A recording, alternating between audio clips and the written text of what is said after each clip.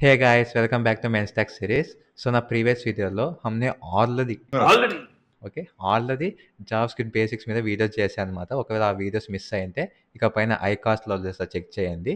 ఈ వీడియో నుంచి జావాస్క్రిప్ట్ని website development point of వ్యూలో నుంచి నేర్చుకుందాం. ఓకేనా? అంటే వెబ్సైట్ డెवलपमेंट మనం జావాస్క్రిప్ట్ ఏ విధంగా యూజ్ చేస్తాం అవన్నీ ఇంకా ఈ వీడియో నుంచి స్టార్ట్ అవుతుంది. ఓకేనా? సో अभी तक हमारा जावास्क्रिप्ट बेसिक दिखाएगा लेकिन उसका पूरा यूसेज नहीं दिखाएंगे. एक बार हम उनके पूरा जावास्क्रिप्ट सिखाएंगे तो పూరా వెబ్‌సైట్ డెవలప్‌మెంట్ కంప్లీట్ हो जाएगा. ఓకేనా? అంటే అదే జావాస్క్రిప్ట్ ఫుల్‌గా నేర్చుకుంటే మనకు వెబ్‌సైట్ డెవలప్‌మెంట్ కంప్లీట్ అవుతుంది అని. ఓకేనా? సో మన channel every Monday and Thursday evening 7:10 పీఎంకి మెన్స్‌టెక్ సిరీస్‌లో కొత్త వీడియో వస్తుంది. ఎవ్రీ వీడియోకి 2 డేస్ గ్యాప్ ఉంటుంది కాబట్టి ప్రాక్టీస్ చేయండి. డౌట్ ఉంటే కామెంట్ సెక్షన్‌లో పోస్ట్ చేయండి. అలాగే ఏ వీడియోస్ మిస్ కాకుండా ఉందంటే మన ఛానల్ సబ్స్క్రైబ్ చేసి బెల్ ఐకాన్ క్లిక్ చేయండి. చాలా మంది నోటిఫికేషన్స్ బెల్ ఐకాన్ క్లిక్ చేయడం లేదు. అందుకని అసలు వీడియోస్ పెట్టినానో లేదో కొంతమందికి తెలియడం లేదు. సో నేను ఎవ్రీ మండే అండ్ థర్స్‌డే అయితే వీడియోస్ పెడుతున్నాను.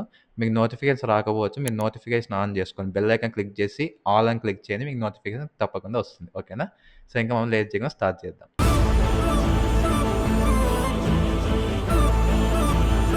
సో గైస్ మనకు ఫస్ట్ జావాస్క్రిప్ట్ హెచ్టీఎంఎల్ ఎందుకు యూజ్ చేసామో తెలుసుకుందాం. ఓకేనా? అంటే అవి ఎలా లింక్ అయి ఉంటాయని. ఓకే. సో మనకు జావాస్క్రిప్ట్‌లో డాక్యుమెంట్ ఆబ్జెక్ట్ మోడల్ ఒకటి ఉంటుంది. దాన్ని డామ్ అంటాం. మీరు ఇక్కడ చూసినట్లయితే. ఓకేనా?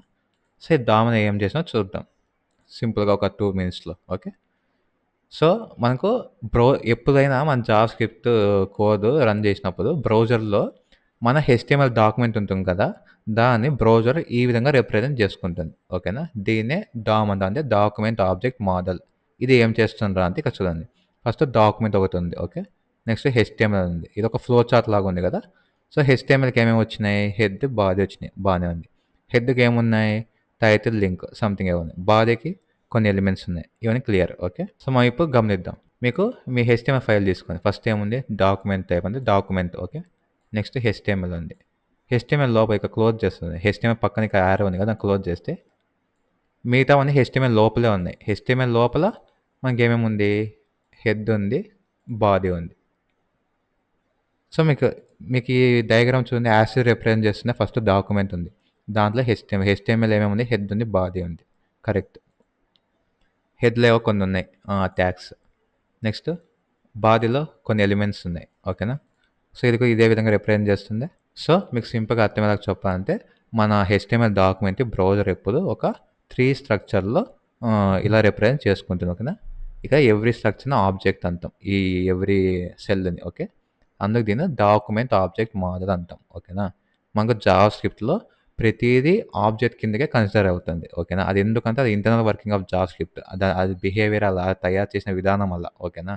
అవి వీలైతే ఒక సెపరేట్ వీడియో చేస్తాయి ఇంటర్నల్ వర్కింగ్ అని. బట్ ప్రెజెంట్ మీకు ఇంటర్నల్ వర్కింగ్ అంత డెప్త్ అవసరం లేదు. ఏం జరుగుతుందో తెలుసుకోండి. ఓకేనా?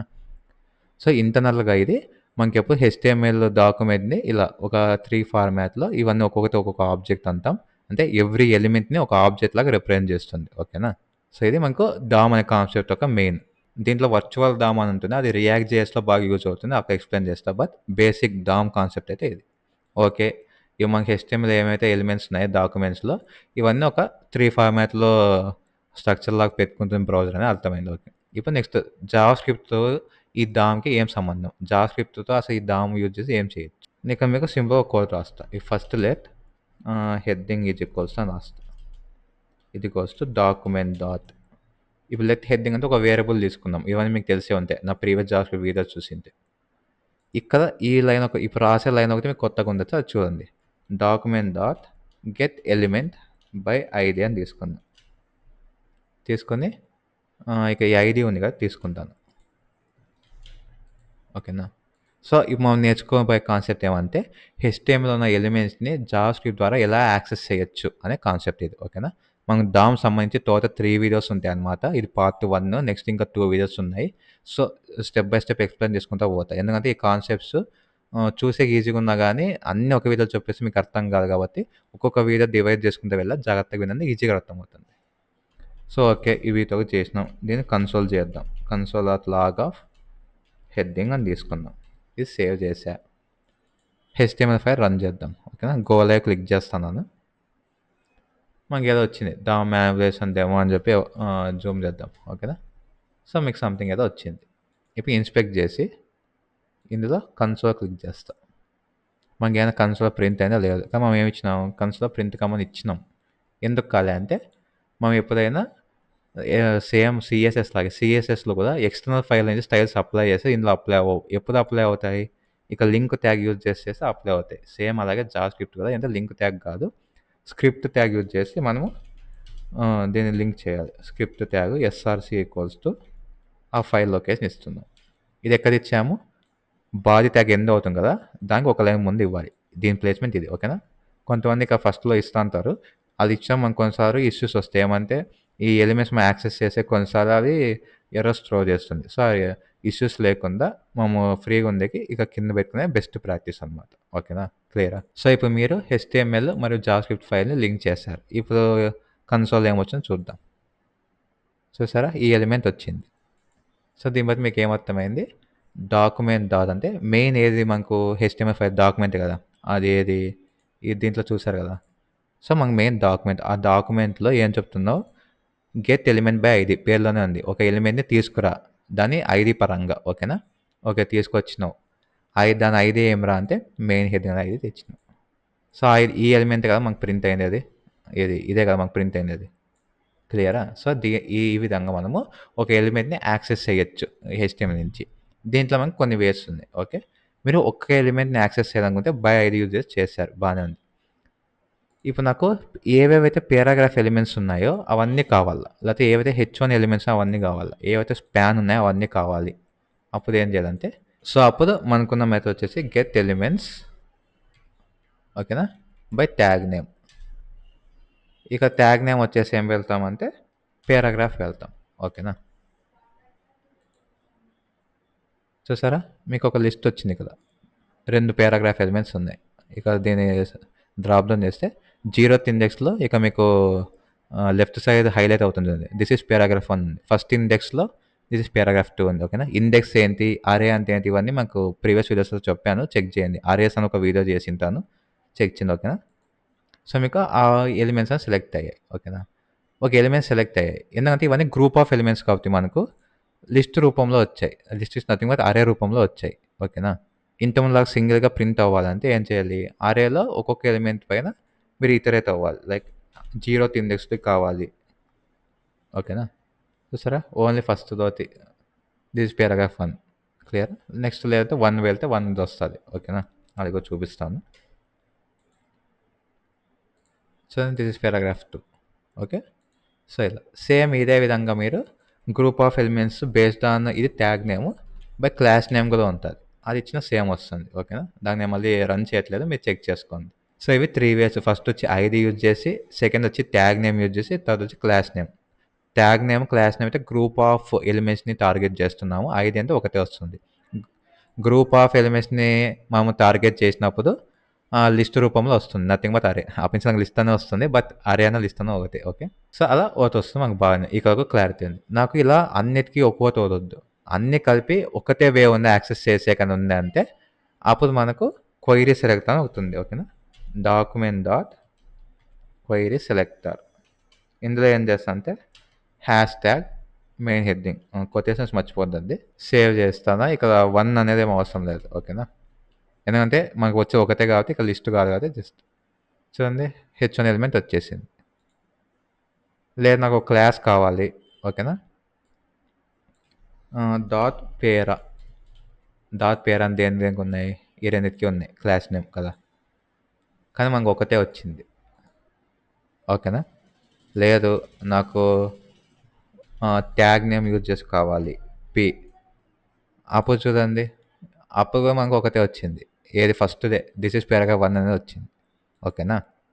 సో, దీంట్లో మనకి ఎందుకు ఒకటే వస్తుందంటే క్వైరీ సెలెక్ట్ అనేప్పుడు ఒక్క ఎలిమెంట్‌నే సెలెక్ట్ చేసుకుంది. ఏదైతే మ్యాచ్ అవుతుందో ఫస్ట్‌దే అది మాత్రం సెలెక్ట్ చేసుకుంటుంది.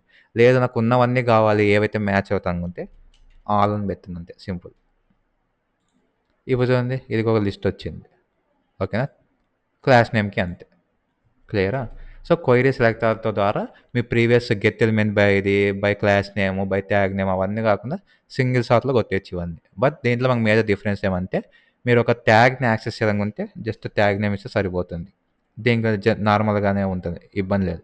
బట్ మీరు ఒక క్లాస్ నేమ్ ద్వారా యాక్సెస్ చేయాలనుకుంటే డాట్ అనేది కంపల్సరీ ఓకేనా. సో క్లాస్ సెలెక్ట్ అయ్యి మనం డాట్ యూజ్ చేస్తాం కదా. సో డాట్ అంటే నాకు అర్థమవుతుంది ఈ క్లాస్ నేమ్తో ఉన్నామని సెలెక్ట్ చేయాలి. లేదా ఐడి కావాలనుకుంటే హ్యాష్ ట్యాగ్ అని ఈ ఐడి ద్వారా దాన్ని యాక్సెస్ చేయండి. సింపుల్. క్లియరా? ఓకే. ఇది మనకు ఓకే. ఇంట్లోకి ఏవైనా యాక్సెస్ చేసినా బాగానే ఉంది. దేనికోసం ఇవన్నీ అసలు నువ్వు ఎందుకు చేస్తాను ఇవన్నీ చెప్పినావు నాకు అర్థమైంది. Number of ways okay. Why what is the purpose of accessing elements through JavaScript అంటే ఇప్పుడు చూడండి మనము ఇవి ఎలిమెంట్స్ అని యాక్సెస్ చేసేది దీంట్లో ఉన్న వాల్యూ కోసం. హెచ్టిఎంఎల్ టర్మ్స్ అయితే ఇది కంటెంట్, మన జావా స్క్రిప్ట్ టర్మ్స్ అయితే దీని వాల్యూస్ అంటాం ఓకేనా. సో ఇవన్నీ మ్యానిపులేషన్ పారాగ్రాఫ్ ఇవి ఇవి యాక్సెస్ చేయడం కోసం మెయిన్గా తీసుకునేది అనమాట ఓకేనా. దీన్ని యాక్సెస్ చేస్తే ఏం చేస్తాను చూడండి, console dot log of heading. ఇంతసేపు ఎలిమెంట్స్ని యాక్సెస్ చేయడం చూసాం కదా, ఇప్పుడు ఆ కంటెంట్ని ఎలా యాక్సెస్ చేయాలో చెక్ చేద్దాం ఓకేనా. ఇప్పుడు చూడండి హెడ్డింగ్ డాట్, నేను హెడ్డింగ్ డాట్ ఏం చెప్తాను అంటే ఇన్నర్ టెక్స్ట్ అని ఇస్తా ఓకేనా. Heading dot inner text. మన కన్సోల్ ఏమొచ్చింది, డామ్ మ్యానిపులేషన్ డెమో, అదేనా హెడ్డింగ్ ఉండేది H1కి. Okay clear. నెక్స్ట్ ఇంకో వే ఉంది, ఇదే ఇన్నర్ HTML ఓకేనా. చూడండి ఇక్కడ రిఫ్రెష్ చేస్తాను, ఆన్సర్ సేమా, డామ్ మ్యానిపులేషన్ డెమో. ఓకే ఇది క్లియర్. నెక్స్ట్ టెక్స్ట్ కంటెంట్ అనమాట ఓకేనా. టెక్స్ట్ కంటెంట్ మీకు గమనించండి ఇవన్నీ కేస్ సెన్సిటివ్ అనమాట ఓకేనా. మీరు జస్ట్ ఇన్నర్ HTML అని ఇప్పుడు నేను INNER HTML నార్మల్గా ఇచ్చిన, ఇన్నర్ కదా ఓకే. HTML నార్మల్గా ఇచ్చిన మీకు అన్డిఫైన్ అనే వస్తుంది ఓకేనా. సో మీరు ఎప్పుడు కానీ ఇవి కేస్ సెన్సిటివ్, ఇన్నర్ తర్వాత HTML క్యాపిటలే ఉండాలి ఓకే. టెక్స్ట్లో T క్యాపిటలే ఉండాలి ఓకేనా. అలాగే టెక్స్ట్ కంటెంట్లో కూడా C క్యాపిటలే ఉండాలి. ఇవన్నీ కీవర్డ్స్ టైప్ అనమాట ఓకేనా. ఎగ్జాక్ట్ ఇవ్వాలి, ఒక్క spelling small case upper case ఇచ్చినా మీకు రాదనమాట ఓకే. అంటే యూసేజ్ కొద్ది గుర్తుంటుంది, బట్ చిన్న చిన్న ఎర్రర్స్ కూడా ఇంపార్టెంట్ అని చెప్తున్నాను అంతే. ఓకే ఇప్పుడు మీకు ఏమర్థమైంది, ఇన్నర్ టెక్స్ట్ వాడినా ఇన్నర్ HTML వాడినా టెక్స్ట్ కంటెంట్ వాడినా నాకు ఎండ్ ఆఫ్ డే ఇందులో ఉండేది వస్తుంది, ఏదది ఇందులో ఏదైతే కంటెంట్ ఉందో అదే వస్తుంది. So no issue. దెన్ ఈ మూడు ఎందుకు ఉన్నాయి, మా మూడు ఎందుకు యూస్ చేయాలా అన్న పాయింట్ వచ్చినప్పుడు ఇప్పుడు మీకు కింద ఇంకో ఎగ్జాంపుల్ రెడీగా పెట్టుకున్నాను, దాన్ని ఎక్స్ప్లెయిన్ చేస్తా ఓకేనా. ఎగ్జామ్స్ అని టైం వేస్ట్ కాకుండా ముందే పెట్టుకున్నాను, ఎందుకంటే HTML మీకు ఈజీగా అర్థమవుతుంది కాబట్టి ఓకే. ఇప్పుడు చూడండి ఈ కంటెంట్ బాక్స్ అనేది ఉంది, తీసుకున్నాము, ఇక్కడ చేంజ్ చేద్దాము హ్యాష్ ట్యాగ్ ఐడి ఓకేనా. సేవ్. ఇవి దీన్ని మళ్ళీ సేమ్ ఇన్నర్ టెక్స్ట్ నుంచి వద్దాం ఓకేనా. ఓకే ఈ కంటెంట్ బాక్స్లో మనకి ఏముంది, హలో మామ అని అవుతుంది, హిడెన్ టెక్స్ట్ అని అవుతుంది ఓకేనా. కానీ హిడెన్ టెక్స్ట్కి డిస్ప్లే నన్ అని ఇచ్చాం ఓకే. మీరు నా CSS వీడియో చూసింది ఇవాళ అర్థమై ఉండాలి, ఏమని డిస్ప్లే నన్ అంటే అది డిస్ప్లే చెయ్యదు ఓకేనా, మనకు యూజర్కి కనిపించదు. చూస్తే మీకు హలో మామ ఉంది ఇక్కడ లెఫ్ట్ సైడ్ గమనించండి, వాయిస్ స్క్రీన్లో హలో మామ ఉంది కానీ హిడెన్ టెక్స్ట్ అని కనిపించలేదు. కన్సోల్లో ఏముంది, కన్సోల్ కూడా హలో మామనే ఉంది. అంటే దీని బట్టి మీకు ఏమర్థమైంది, యూజర్ ఏమైతే కనిపిస్తుందో మనకు కూడా కన్సోల్ అదే కనిపిస్తుంది ఓకే, ఇన్నర్ టెక్స్ట్ యూజ్ చేసినప్పుడు. ఈ పాయింట్ క్లియర్ పెట్టుకోండి. నెక్స్ట్ ఇన్నర్ టెక్స్ట్ తర్వాత ఇన్నర్ HTML వేస్తా, ఇన్నర్ HTML సేవ్. ఇవి చూడండి యూజర్కి ఏమో హలో మామనే ఉంది, కానీ మనకి ఏమేమి కనిపిస్తుంది, ఈ బోల్ ట్యాగ్ కనిపిస్తుంది, స్పాన్ ట్యాగ్ కనిపిస్తుంది, ఓన్లీ కంటెంటే కాదు విత్ ట్యాగ్స్ కనిపిస్తున్నాయి. ఈ ట్యాగ్స్ దేంట్లో, ఈ ఐడిలో ఏవైతే ట్యాగ్స్ ఉన్నాయో, ఇప్పుడు ఈ ఐడి ఉంది కదా, అంటే ఇవన్నీ దీంట్లో ఏమైతే ట్యాగ్స్ ఉన్నాయో అవన్నీ కనిపిస్తున్నాయి ఓకేనా. సో మీకు కొంచెమన్నా వెలగపోయిన తప్పేం లేదు, కొంచెమన్నా ఐడియా వచ్చింటే మీకు ఇప్పటికే అర్థమైపోతుంది ఏమని, మనము ఇన్నర్ HTML అని ఇచ్చాం. సో HTML అని ఇచ్చినప్పుడు దాని లోపల ఉన్న HTML కూడా మనకు ప్రింట్లో చూపిస్తుంది, సింపుల్ లాజిక్. క్లియరా? ఓకే ఈ తగు బాగానే ఉంది. నెక్స్ట్ టెక్స్ట్ కంటెంట్, ఇక్కడ చూస్తే మనకు హలో మామ ఉంది, హిడెన్ టెక్స్ట్ ఉంది, రెండు. ఇప్పుడు HTML కనిపించలేదు, హలో మామ ఉంది, హిడెన్ టెక్స్ట్ ఉంది. సో ఇది మనం దేంతో కంపేర్ చేయొచ్చు అంటే ఇన్నర్ టెక్స్ట్తో కంపేర్ చేయొచ్చు. సో ఇన్నర్ టెక్స్ట్లోనూ ఉత్త టెక్స్టే వస్తుంది, టెక్స్ట్ కంటెంట్లోనూ ఉత్త టెక్స్టే వస్తుంది, ఒక ఇన్నర్ HTML మాత్రమే ఆ ట్యాగ్స్ కూడా వస్తున్నాయి. ఇదో క్లియర్. బట్ మేజర్ డిఫరెన్స్ దేనికి ఉంది, ఇన్నర్ టెక్స్ట్కి అండ్ టెక్స్ట్ కంటెంట్లో మేజర్ డిఫరెన్స్ ఏమంటే టెక్స్ట్ కంటెంట్ మనకు CSSని ఇగ్నోర్ చేస్తుంది, అంటే ఇట్లా డిస్ప్లే నన్ను ఉన్నామని ఇగ్నోర్ చేసేసి ఏముంటే ఆ టెక్స్ట్ అంతా ఇస్తుంది. ఇన్నర్ టెక్స్ట్ మాత్రం యూజర్‌కి ఏం కనిపిస్తుందో ఇంతకుముందు అనుకున్నాం గదా! సో, యూజర్‌కి ఏం కనిపిస్తుందో అది మాత్రమే చూపిస్తుంది గానీ, టెక్స్ట్ కంటెంట్ ఉన్న టెక్స్ట్ అంతా చూపిస్తుంది. ఓకేనా? సో, మోస్ట్ ఆఫ్ ది కేసెస్‌లో టెక్స్ట్ కంటెంటే యూజ్ చేస్తాం. ఓకే. అంటే ఇలా డిస్‌ప్లే చేసేకి కాదు. బట్ వేరే యూజ్ కేసెస్‌నే చెప్తా అది. ఓకేనా? ఇప్పుడు నేను చూడండి. ఈతో క్లియర్ ఉంది గదా! ఇప్పుడు నేనేం చేస్తా అంటే, ఇది మళ్ళీ కామెంట్ చేస్తున్నా. మీకు మేజర్ డిఫరెన్స్ అర్థమైందని అనుకుంటున్నాను ఇప్పుడు. కామెంట్ చేసి ఇది మామూలుగా ఉన్నది చేసుకొని, ఈ మెయిన్ హెడ్డింగ్ ఉంది. ఓకేనా? మెయిన్ హెడ్డింగ్ తీసుకుందాము. ఇక్కడ రీప్లేస్ చేద్దాము. చూద్దాం ఏమొస్తుంది. ఓకే. దాని మీద మీకు వచ్చింది క్లియర్. ఇప్పుడు అసలు ఇవన్నీ వాల్యూస్ యాక్సెస్ చేసినా బాగుంది. యాక్సెస్ చేసి జనరల్‌గా ఏం చేస్తావు అంటే, మనకు జనరల్‌గా కొన్ని యాక్షన్స్ పర్ఫార్మ్ అయినప్పుడు ఫర్ ఎగ్జాంపుల్ మీరు ఒక సబ్మిట్ బటన్ క్లిక్ చేశారనుకోండి ఒక పేజ్‌లో.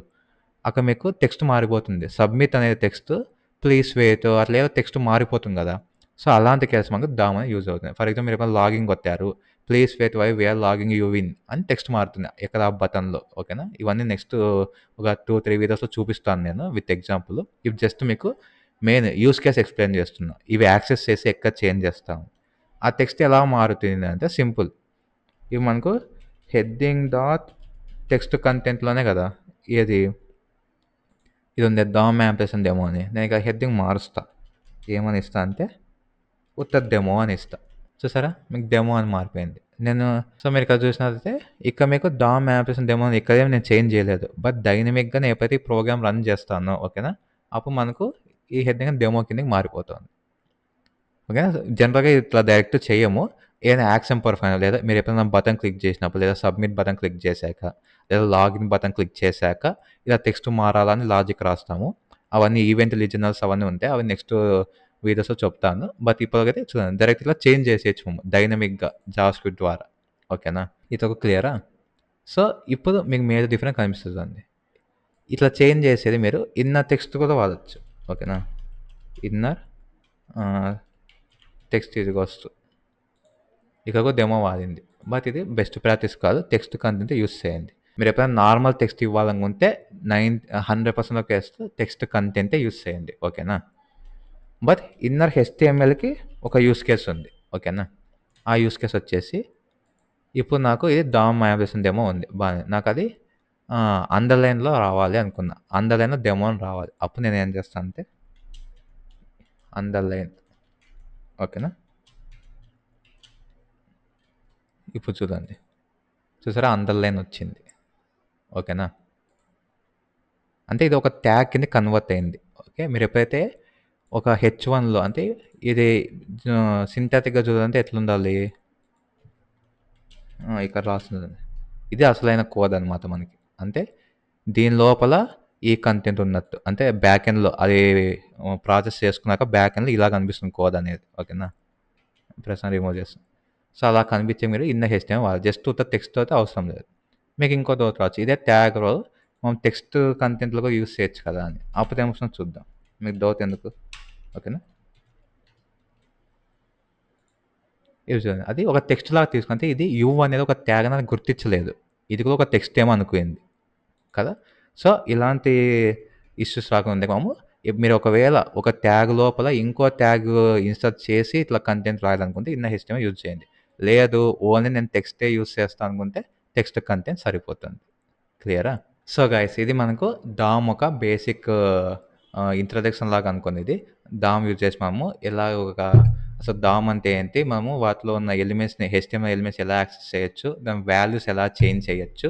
అలాగే ఆ వాల్యూస్ మనం ఎలా యాక్సెస్ చేయొచ్చో తెలుసుకుందాం అనుకుంటున్నాను. సో, ఇది బేసిక్ వీడియో అనమాట. నెక్స్ట్ డామ్ మీద ఒక 2-3 వీడియోస్ నెక్స్ట్ వస్తాయి. ఇది పార్ట్ 1 మాత్రమే. సో, ఆ వీడియోస్ మనం ఇంకా ఈ డామ్ యూజ్ చేసి మనము ఏమేమి చేయొచ్చు జావాస్క్రిప్ట్ వెబ్‌సైట్ డెవలప్‌మెంట్ తెలుసుకుందాం. సో, ఈ వీడియో మీకు నచ్చినట్టయితే లైక్ చేసి షేర్ చేయండి. అలాగే నాతో కామెంట్ సెక్షన్‌లో పోస్ట్ చేయండి. మనం నెక్స్ట్ వీడియోలో మళ్ళీ కలుసుకుందాం.